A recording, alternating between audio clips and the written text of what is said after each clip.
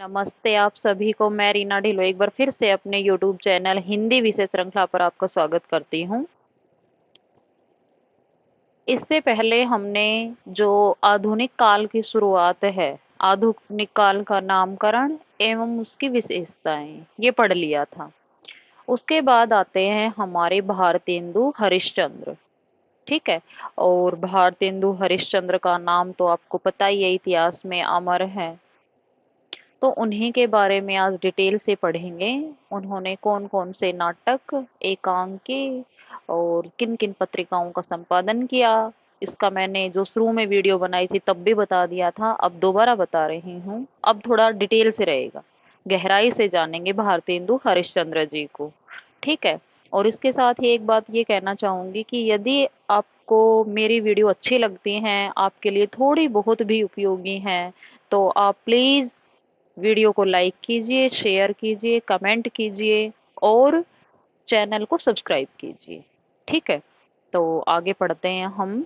इनका जन्म 9 सितंबर 1850 ईस्वी में काशी में हुआ था और इनकी मृत्यु 2 जनवरी 1885 ईस्वी में हुई थी। इनके गुरु थे राजा शिव प्रसाद सितारे हिंद।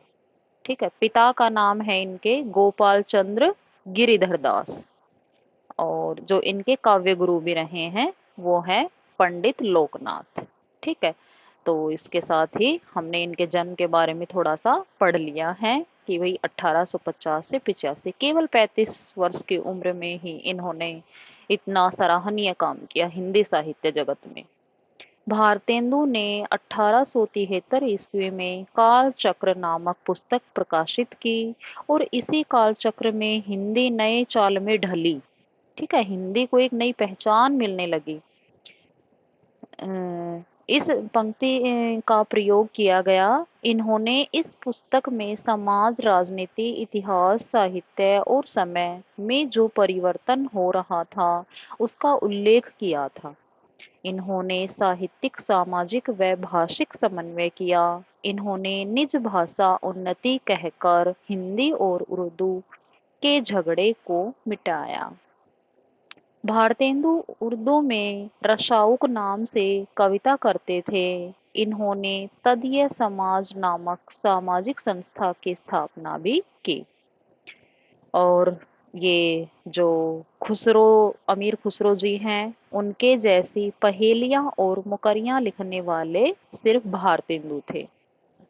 1880 में इन्हें भारतेंदु की उपाधि से नवाजा गया और इन्हीं के नाम पर इस काल का नाम भारतेंदु काल पड़ा।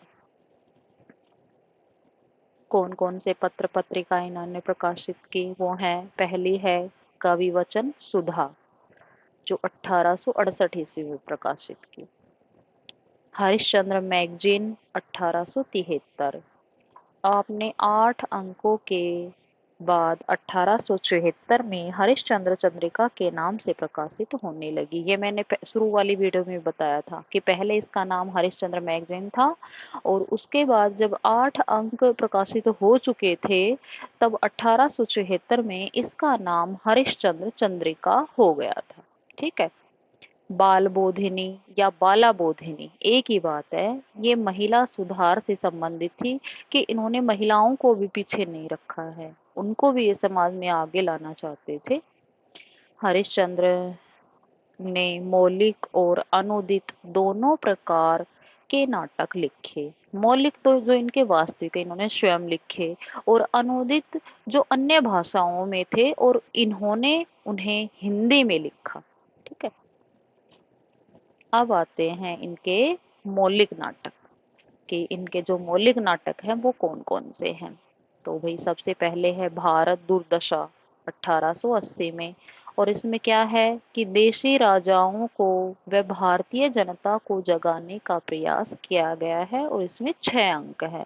बहुत ही अच्छा नाटक है और मैंने इसको पढ़ा भी हुआ है।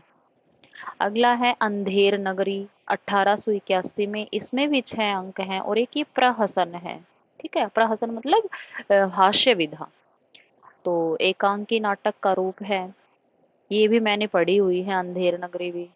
अंधेर नगरी चौपट राजा, टके सिर बाजी टके सिर खाजा, वो इसी में है वो लाइन। नील देवी 1881, और ये इनका गीति नाट्य है, ठीक है, इसको गाया जा सकता है। अगला है सत्य हरिश्चंद्र 1875, वैदिकी हिंसा हिंसा न भवती, प्रहसन है 1873 में लिखा गया। प्रेम जोगिनी 1875, भारत जननी 1877, विशस्य विष्मोषधम 1876, भाण है ये, जैसे ये नाटक है, एकांकी है, ये विधा होती हैं। सती प्रताप इनका अधूरा रह गया था, और यह सत्यवान सावित्री की जो पौराणिक कथा है उस पर आधारित था, 1883 में लिखा। अब आते हैं इनके अनूदित नाटक, जो दूसरी भाषाओं से प्रभावित होकर के इन्होंने हिंदी में लिखे या उनका अनुवाद किया हिंदी में। मुद्रा राक्षस 1878, कर्पूर मंजरी 1875, दुर्लभ बंधु 1880, रत्नावली 1868, पाखंड विडंबन 1872, धनंजय विजय 1873। ठीक है, तो ये क्रम अनुसार नहीं है, आप इनको क्रम अनुसार लिख लें और फिर इनको याद करें। इन्होंने नाटक शीर्षक से निबंध लिखा।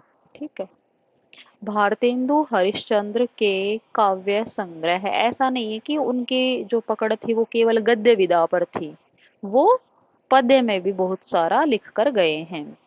प्रेम फुलवारी, प्रेम तरंग, प्रेम पचासा, वर्षा विनोद, गीत गोविंदानंद, तन्मय लीला, मूक प्रसन्न, जैन कौतूहल, कृष्ण चरित, प्रेम प्रलाप, दान लीला, होली, दान लीला दोबारा लिख दिया मैंने, बंदर सभा, राग विराग, प्रेम मालिका, फूलों का गुच्छा, खड़ी बोले का काव्य संग्रह इज द मोस्ट इम्पोर्टेंट।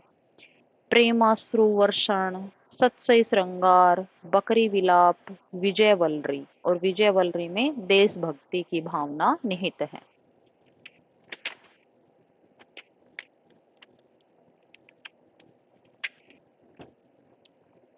जातीय संगीत, यह आदिकालीन रासो साहित्य से प्रभावित होकर लिखा गया था। ये पहले बता चुकी हूँ मैं, जो इनके काव्य गुरु थे वो थे पंडित लोकनाथ। ठीक है, रिपुनाष्टक, नए जमाने की मुकरी, राजभक्ति, जो अंग्रेजों से संबंधित काव्य रचनाएं हैं वो है भारत भिक्षा, महारानी विक्टोरिया, या जो ब्रिटिश राज की प्रशंसा इन्होंने की है।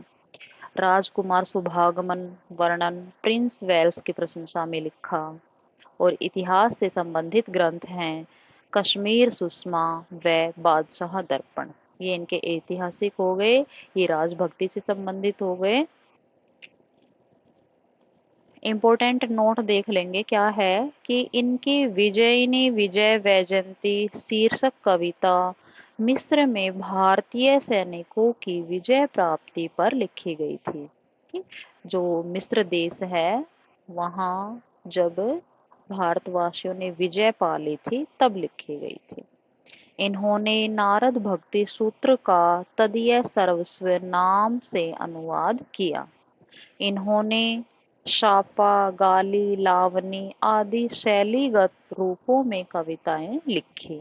ये काव्य लिखने की शैलियां हैं। वर्षा विनोद इनकी लावनी है और उर्दू का शापा है।